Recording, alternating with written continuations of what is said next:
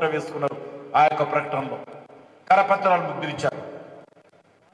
కానీ ఈ రోజు వరకు ఈ ప్రభుత్వం స్వచ్ఛందంగా నోటిఫికేషన్ ఇచ్చి ఉద్యోగాల భర్తీ విషయంలో నానుస్తూ వచ్చింది. మరి ఉద్యోగాల భర్తీ విషయం ఎక్కడ వేసిన గొంగడ అక్కడ ఉంది.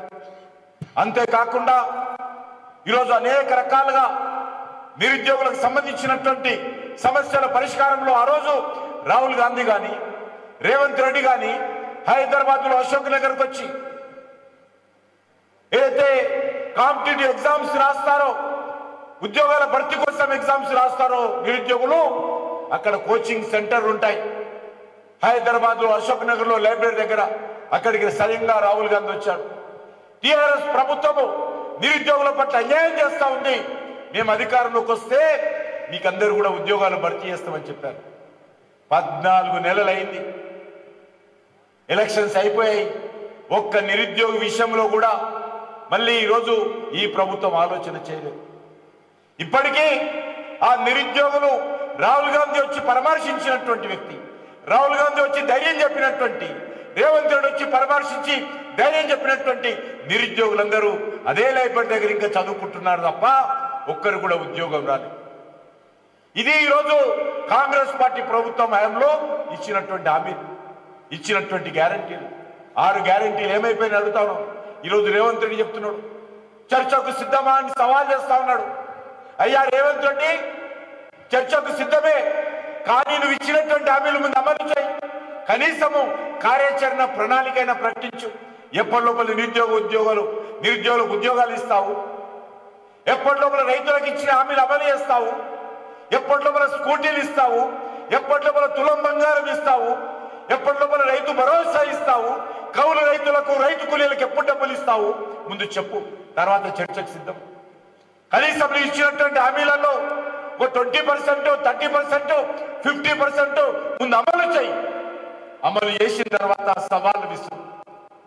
ఆలు లేదు చూలు లేదు, కానీ ఈరోజు రేవంత్ రెడ్డి సవాలు విసురుతున్నాడు. చర్చిస్తాడట ఆయన పరిపాలన మీద. నీ పరిపాలన ఏం చర్చించాలి?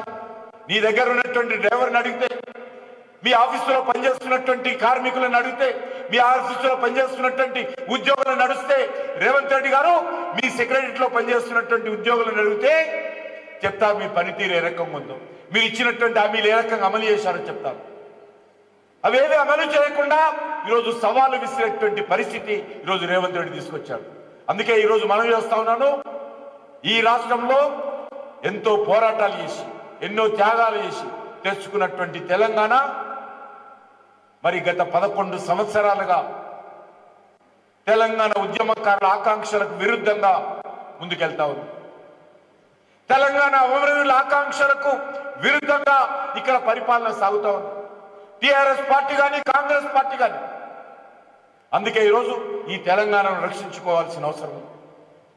తెలంగాణ అమరవీరుల ఆకాంక్షలకు అనుగుణంగా సకల జనులు సమ్మె చేసినటువంటి ఈ 4 కోట్ల మంది తెలంగాణ ప్రజల యొక్క ఆలోచనకు అనుగుణంగా ఈ తెలంగాణను అభివృద్ధి చేసుకోవాల్సిన అవసరం ఉంది. ఆ రకంగా అభివృద్ధి చేసుకోవాలంటే ఈరోజు తెలంగాణలో మార్పు రావాలి. మార్పు అంటే కేసీఆర్ పై రేవంత్ వస్తే మార్పు కాదు. కాంగ్రెస్ టిఆర్ఎస్ జెండాపై కాంగ్రెస్ జెండా వస్తే మార్పు కాదు. మార్పు రావాలంటే మంచి ప్రభుత్వం రావాలి. ఉద్యమకారుల ఆకాంక్షలకు అనుగుణంగా పనిచేసేటువంటి ప్రభుత్వం కావాలి. ఒక నీతివంతమైనటువంటి ప్రభుత్వం కావాలి. అభివృద్ధి లక్ష్యంగా పనిచేసేటువంటి ప్రభుత్వం కావాలి. తెలంగాణ అమరవీరుల ఆకాంక్షలకు అంకితమై పనిచేసేటువంటి ప్రభుత్వం రావాలి. అందుకే ఈరోజు ఈ రాష్ట్రంలో